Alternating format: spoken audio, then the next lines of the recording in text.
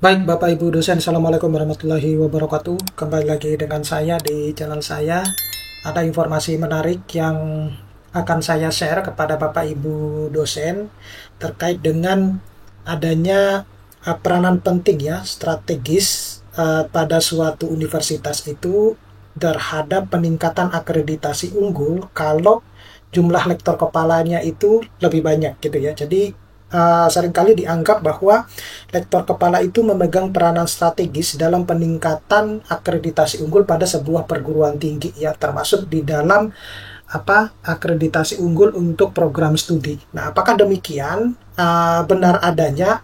Ya, kalau kita lihat memang sedikit memang benar ya. Kenapa demikian? Ya, karena memang dalam sebuah universitas atau di dalam sebuah prodi itu memang kalau kita bandingkan antara jabatan akademik ya, terutama untuk yang universitas yang sudah berdiri beberapa tahun, jurusannya juga sudah berdiri beberapa tahun, itu lebih banyak jabatan akademik lektor kepala ketimbang yang jabatan akademik yang lain. Nah, tetapi informasi yang akan saya sampaikan ini akan lebih dalam kalau Bapak Ibu ingin mendownload e-book yang bisa digunakan untuk menulis artikel ilmiah dengan AI ya, dan tentunya dengan cepat yang bisa dipublikasikan di jurnal Scopus, jurnal Sinta 1 sampai Sinta 6, kemudian menulis buku dengan cepat, ataupun kegiatan Tridharma yang lain, Bapak Ibu bisa mendownloadnya melalui link yang sudah saya sediakan pada deskripsi dari video saya ini. Nah, Bapak Ibu, tanpa panjang lebar, jadi pertama dulu saya memperkenalkan bahwa jabatan fungsional dosen itu bukan hanya lebih dari sekedar tingkatan ya. Dalam ekosistem pendidikan tinggi, dosen itu memegang 3 mandat utama. Dalam hal ini adalah Tridharma, seperti misalnya pendidikan, penelitian, maupun pengabdian kepada masyarakat. Ya, saya kira Bapak Ibu dosen sudah tahu akan hal tersebut.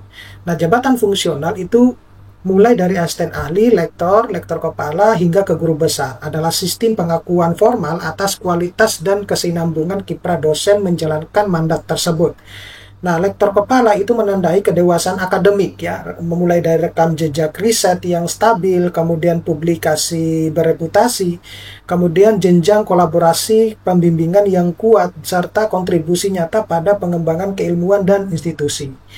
Nah, mengapa lektor kepala itu penting ya? Kalau kita lihat di sini bahwa lektor kepala itu secara kematangan ilmiah itu bisa mencapai dosen yang bisa menunjukkan produktivitasnya berkelanjutan ya, mulai dari artikel di jurnal bereputasi, kemudian buku, monograf, HKI atau paten, kemudian luaran teknologi atau sosial, serta peran kepemimpinan dalam riset.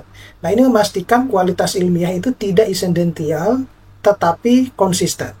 Kemudian kalau kita lihat dari segi kepemimpinan akademik, di mana lektor kepala itu lazim menjadi penggerak kelompok riset, kemudian penulis utama proposal pendanaan, ketua tim kurikulum ataupun OB, kemudian penjaminan mutu, hingga pengambil keputusan akademik.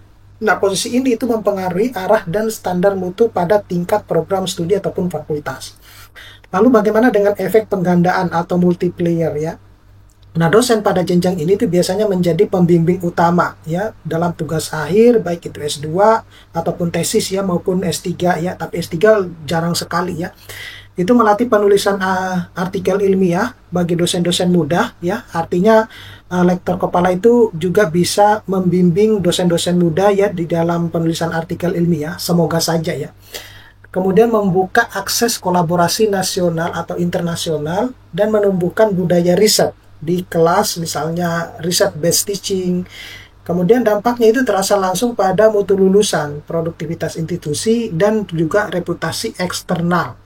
Nah, jadi apakah apa yang saya sebutkan tadi itu sesuai dengan kenyataan di lapangan? Ya, belum tentu juga ya, tetapi memang kenyataannya semestinya dosen-dosen yang lektor kepala itu dia sudah memiliki kematangan ilmiah, kemudian kepemimpinan akademik yang matang ya, semacam itu. Nah, yang menariknya itu adalah bagaimana dengan kaitannya langsung dengan ini ya, dengan akreditasi unggul ya. Karena memang kita lihat ya, banyak saat ini itu kampus-kampus itu akreditasinya unggul, program studinya akreditasinya unggul. Nah, setelah kita cek memang lebih banyak jabatan-jabatan akademik dosen itu yang lektor kepala. Nah, semacam itu dibandingkan dengan yang asisten ahli, lektor, ataupun bahkan guru besar ya, semacam itu. Jadi memang sudah sepantasnya kalau dosen-dosen yang berjabatan akademik lektor kepala itu bisa dikatakan kematangan akademiknya harus sudah lebih matang gitu. Nah, akreditasi ya itu menilai mutu keberlanjutan melalui sejumlah kriteria. Keberadaan lektor kepala itu memberikan kontribusi nyata di berbagai butir penilaian berikut. Misalnya dari sumber daya manusia ya. Jadi komposisi jabatan fungsional dan kualifikasi dosen tetap ya, di mana proporsi dosen lektor kepala dan guru besar mengindikasikan kapasitas akademik, stabilitas pengampu mata kuliah inti serta daya bimbing. Kemudian keberlanjutan pengembangan karir dosen, misalnya pipeline ke jenjang yang lebih tinggi, itu menunjukkan sistem SDM yang kuat. Kemudian ada pendidikan dan kurikulum ya. Nah, lektor kepala itu biasanya memimpin penyusunan kurikulum berbasis OBE, misalnya KKNI atau IKU, untuk memastikan CPL selaras dengan kebutuhan industri atau masyarakat, dan mengintegrasikan riset ke pembelajaran. Selanjutnya itu ada ketersediaan pembimbingan berpengalaman, peningkatan kualitas tugas akhir, dan ketepatan waktu kelulusan. Di sisi yang lain, lektor kepala itu juga banyak terlibat di dalam penelitian ya, jadi rekam jejak publikasi bereputasi, kemudian citasi, hibah kompetensi, HKI atau paten, dan produk riset yang terdiseminasi ya, dimana lektor kepala itu cenderung menjadi prinsipal investigator yang menaikkan kualitas sekaligus kuantitas luaran penelitian. Di sisi yang lain juga peranan penting dalam pengabdian kepada masyarakat, di mana kepemimpinan program PKN berbasis riset ataupun teknologi tepat guna, ataupun kemitraan lintas sektor dan luaran yang terakomodasi ya, mulai dari model, SOP, kebijakan, dan lain-lain yang memperkuat bukti dampak sosial. Ada juga kerjasama dan rekognisi ya. Nah, jejaring kolaborasi nasional ataupun internasional, kemudian editorial board, kemudian review jurnal, asesor, atau keynote speaker ya, rekognisi eksternal memperkuat reputasi dan bukti kontribusi pada komunitas ilmiah. Nah, luaran dan capaian, jadi lulusan berdaya saing, wirausaha atau pekerjaan relevan itu sertifikasi profesional serta penghargaan dosen atau mahasiswa, di mana lektor kepala itu berperan mengekstraksi ekosistem yang menghasilkan capaian tersebut. Nah, singkatnya, semakin kuat proporsi dan kinerja lektor kepala, maka semakin terbaca mutu institusi pada banyak kriteria penilaian. Inilah alasan posisi ini krusial dalam mendorong akreditasi unggul. Nah, lalu bagaimana dengan dampak pada ekosistem akademik ya? Nah, kalau kita lihat pada ekosistem akademik, bahwa atau day to day monitoring dosen muda ya. Nah, ada klinik penulisan, kemudian pembimbingan metodologi, kemudian strategi publikasi, dan etika penelitian. Kemudian ada budaya mutu, jadi mendorong kebiasaan audit akademik, refleksi kurikulum, dan perbaikan berkelanjutan ya, misalnya continuous improvement. Ada juga kelas berbasis riset ya, jadi mahasiswa terlibat dalam proyek nyata, meningkatkan keterampilan berpikir kritis, literasi data dan portofolio, serta akses pendanaan dan fasilitas. Jadi kepemimpinan proposal, memudahkan perolehan hibah, mengupgrade laboratorium, serta memperluas kemitraan. Tapi bukan berarti tidak ada ini ya, tantangan untuk meraih lektor kepala ya Bapak Ibu ya. Jadi ya banyak sekali juga tantangan-tantangan yang dihadapi untuk meraih lektor kepala ini. Nah, apa saja itu? Jadi terutama itu adalah konsistensi luaran ilmiah ya. Jadi bukan hanya sekedar jumlah, tetapi reputasi relevan dan dampak. Kemudian beban administrasi itu sebanding dengan produktivitas ya. Jadi perlu manajemen waktu dan dukungan institusi agar beban kerja itu tidak mengurus riset ya.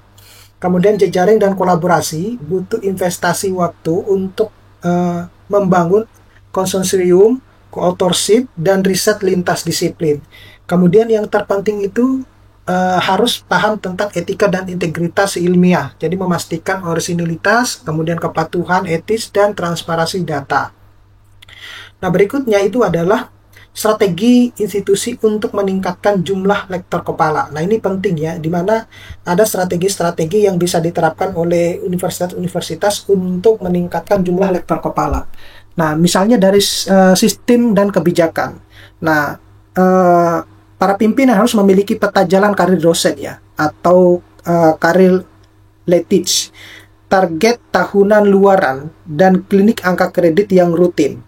Nah, skema beban kerja yang melindungi waktu riset, misalnya teaching load yang proporsional, kemudian mini sabbatikal, teaching and relief berbasis hibah, kemudian insentif berbasis kualitas, jadi publikasi bereputasi, HKI, buku, dampak kebijakan atau industri, bukan sekedar kontinuitas. Kemudian infrastruktur dan layanan, jadi seed grants, akses database jurnal, jadi dukungan statistik ataupun data steward, editorial and proofreading manajemen sitasi. Kemudian fasilitas HKI atau paten, jadi layanan etik penelitian dan dukung pengelolaan data atau data repository. Kemudian penguatan pusat riset atau kelompok keahlian sebagai inkubator luaran gitu. Kemudian ada pengembangan kapasitas ya. Jadi program monitoring terstruktur mulai dari senior ke junior. Jadi writing bootcamp, kemudian visiting scholar, dan kolaborasi lintas institusi. Kemudian bisa juga workshop kurikulum OBE, asesmen CPL, ataupun RPS berbasis riset ataupun MBKM, serta rekognisi peran kepemimpinan akademik. Nah, untuk indikatornya, ini merupakan indikator kerja kunci ya. Jadi indikator praktis yang layak untuk dipantau. Misalnya dari proporsi dosen lektor, kepala, dan profesor per program studi atau fakultas. Kemudian publikasi bereputasi dan sitasi per dosen per tahun ya. Kualitas outlet dan dampaknya.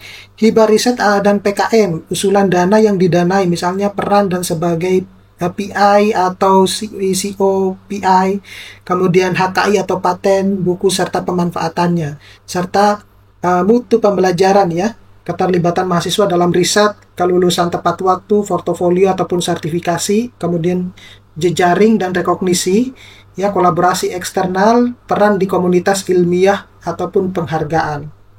Nah, sebagai penutup, bahwasanya lektor kepala itu bukan sebenarnya sekedar capaian pribadi. Ia adalah simpul kepemimpinan akademik yang menggerakkan mutu tridharma, memperkuat reputasi, dan menautkan kampus dengan komunitas ilmiah serta masyarakat. Nah, ketika institusi berhasil menumbuhkan dan menopang lebih banyak lektor kepala, melalui kebijakan yang tepat, infrastruktur yang memadai, dan budaya akademik yang sehat, maka fondasi menuju akreditasi unggul menjadi jauh lebih kokoh.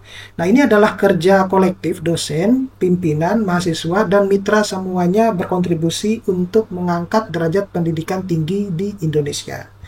Oke, saya kira cukup sekian Bapak Ibu dosen. Mudah-mudahan ini bisa bermanfaat. Nanti kita akan ketemu pada video-video berikutnya. Saya akhiri. Assalamualaikum warahmatullahi wabarakatuh.